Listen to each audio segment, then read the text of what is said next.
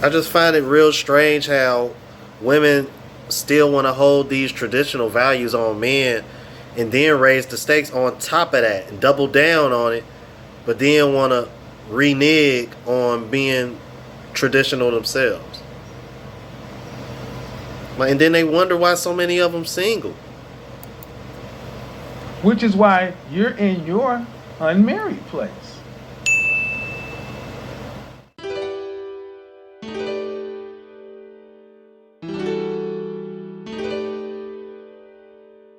What's going on, YouTube? It's your boy Ron back with another video. Before we get started, please like, comment, subscribe, all that good jazz.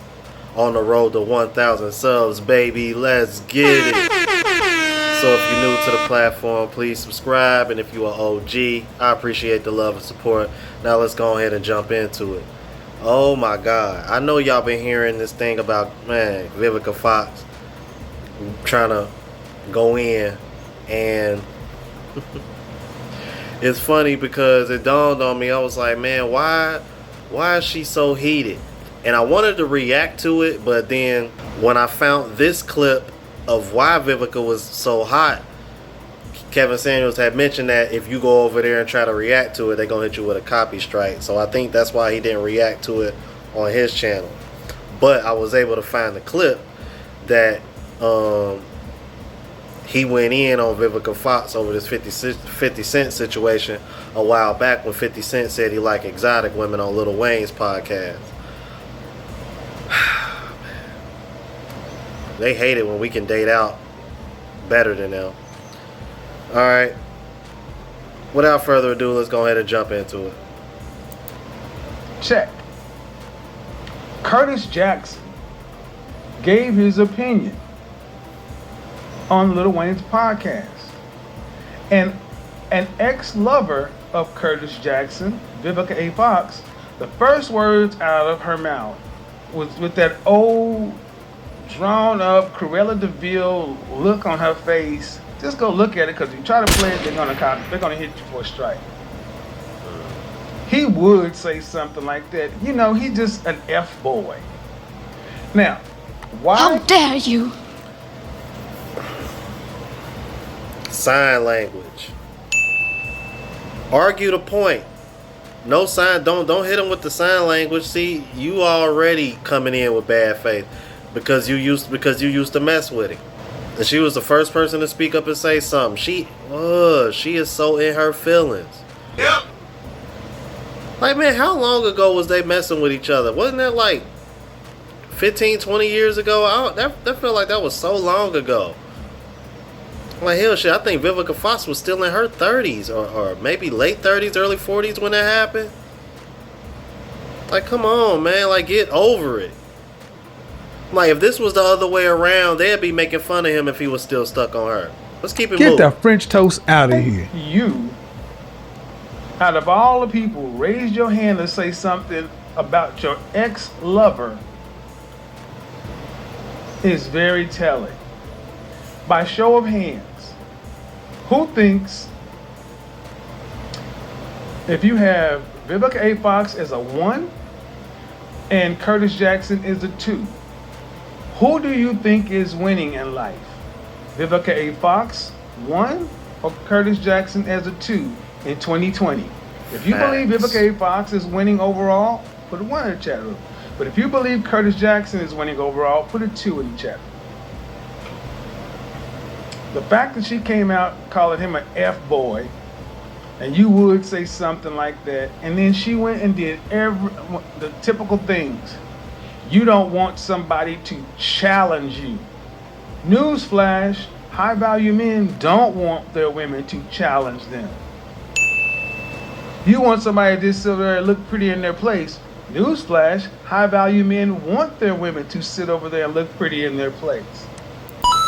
Like, ain't that funny how men get shamed for what they want in women? You just want a woman that's just gonna sit up there and be pretty and stay in their place and shut up.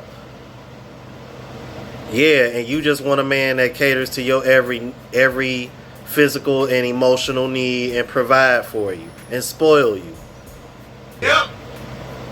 I just find it real strange how women still want to hold these traditional values on men and then raise the stakes on top of that and double down on it, but then want to renege on being traditional themselves.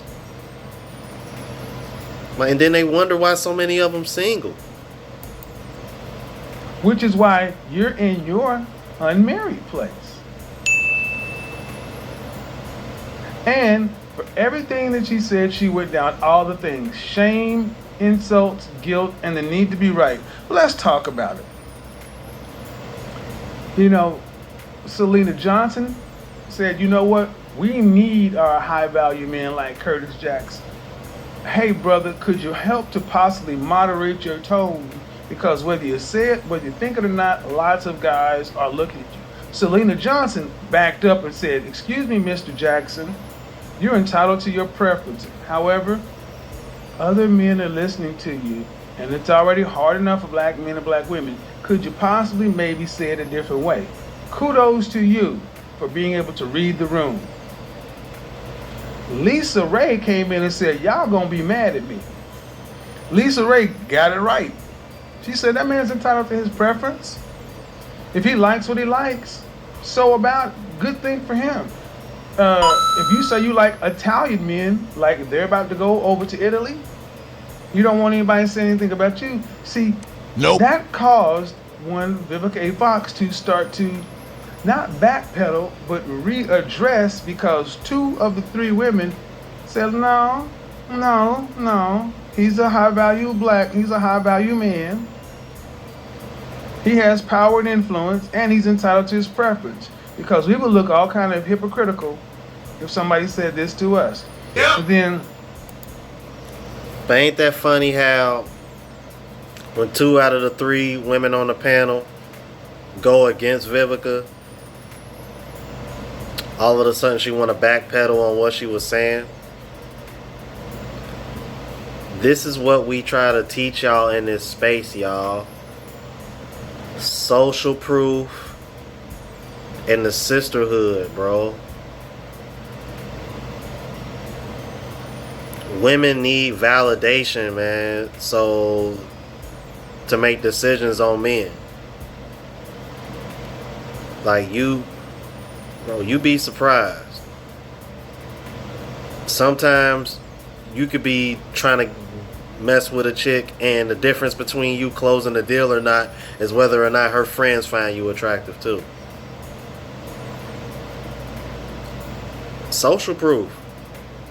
And this is a good example. I'm like, 2 of the other women went against what they didn't side with Vivica, and now all of a sudden Vivica want to try to, like he said, try to not necessarily backpedal, but try to, I guess what he said, readdress what she said. That's crazy, bro. That's the difference between women and men. As men, we'll stand on that. I'm like, you really gotta like hit us with some logic to make us change our mind, and if we do, and if so, we'll acknowledge it and give you your flowers. Like, women can't do that. Women are not built like that. Let's keep it moving. Claudia basically kind of co-signed with Vivica and all this. You came from a black woman and that,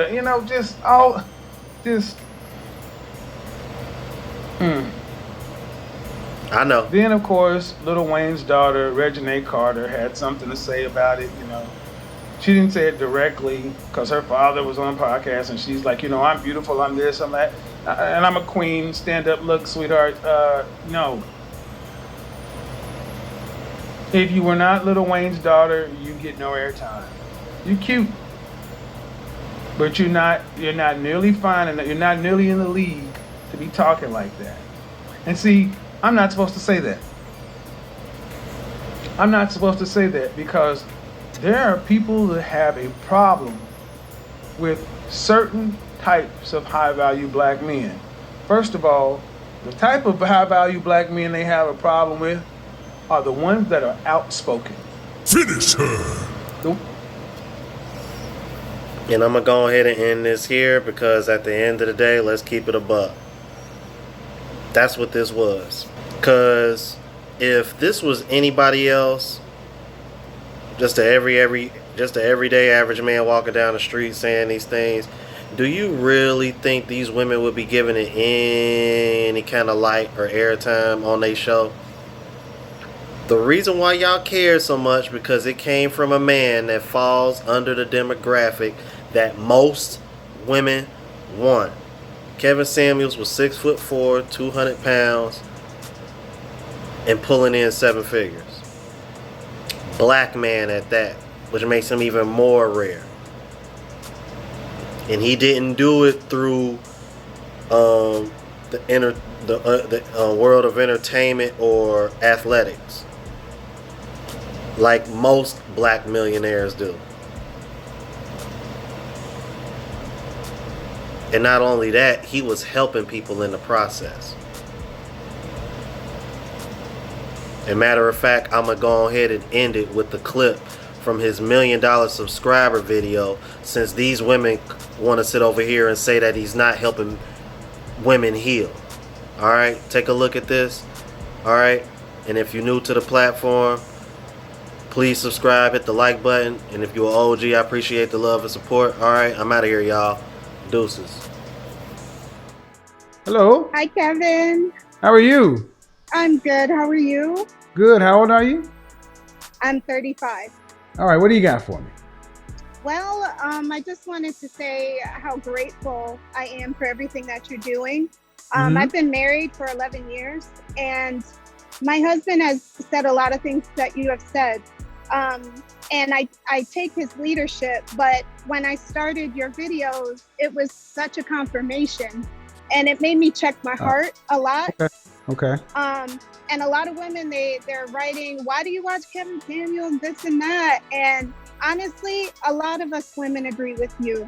And we're needing a person, a man that's a leader like you, you know, and my husband, for instance. I just appreciate everything that you do. And I just have to tell you that because you really have helped me in a lot of ways, you know, women who've never had a father figure, and you come up and you stand up and you take root and say, no, this has to change. There's people that really appreciate that. And I just wanted to tell you how much I appreciate you and everything that you do. Well, thank you very much. I appreciate it. Thanks, Kevin. Bye-bye. Have a good night. Bye. You too.